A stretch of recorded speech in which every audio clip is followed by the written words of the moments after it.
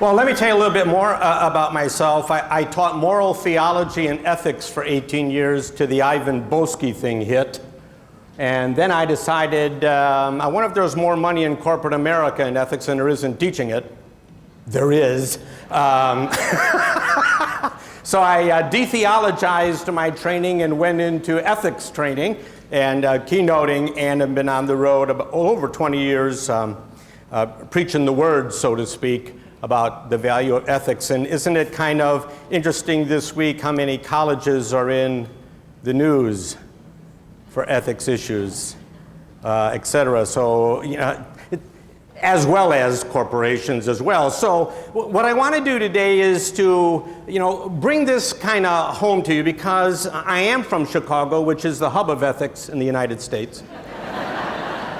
And you are also in the only state in the union where our governors make our license plates.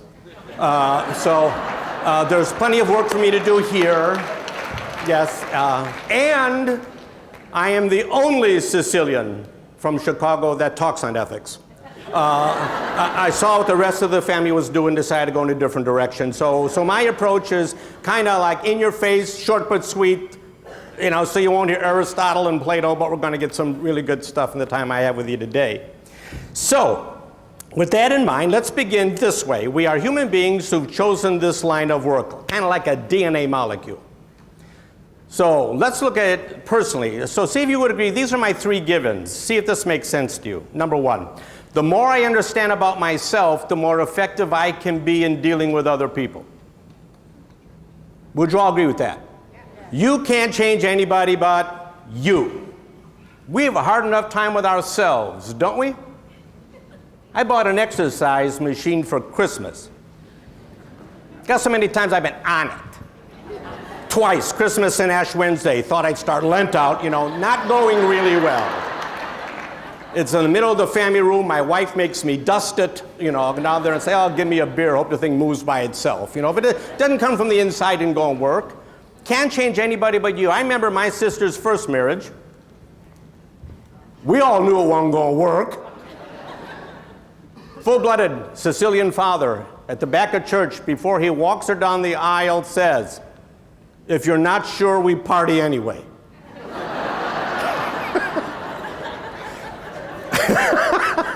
She said, you don't know him like I do. Oh, he did. It got. And I took one of my ethics classes to her divorce proceedings.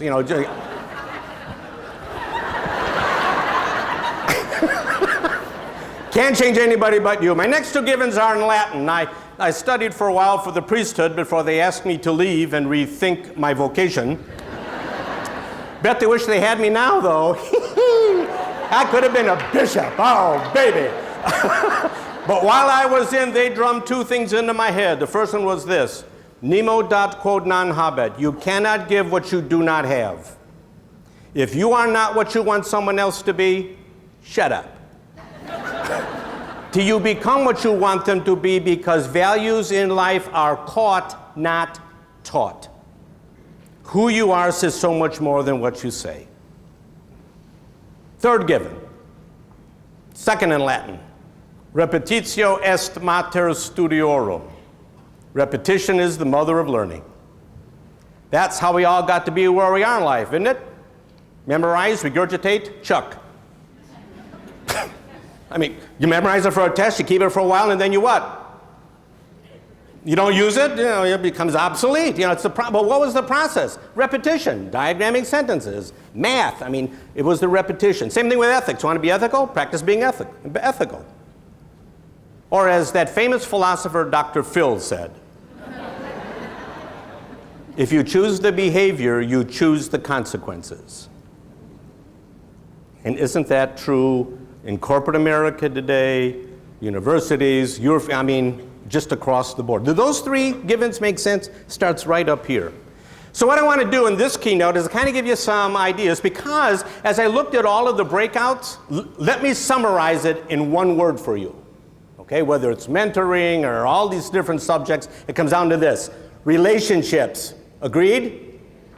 It's all about relationships.